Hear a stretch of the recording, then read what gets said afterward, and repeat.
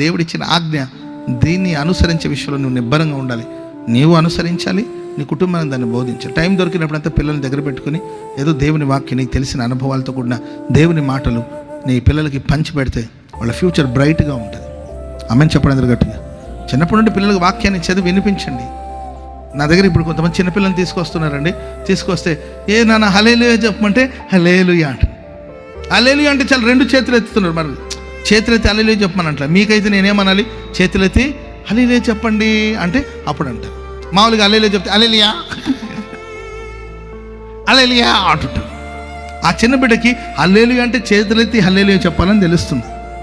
ఆమెను చెప్పడం గట్టిగా. ఆ తల్లి పెంపకం, ఆ తండ్రి పెంపకం. చిన్నప్పటి నుండి బిడ్డలకు దేవుని వాక్యాన్ని పంచండి. నీవు అనుసరించు అండ్ బిడ్డలకి దాన్ని నేర్పించు. దేవుని వాక్యాన్ని బోధించే విషయంలో కుడి ఎడమలకు తొలగిపోవద్దు. వాక్యాన్ని ప్రకటించు, బోధించు.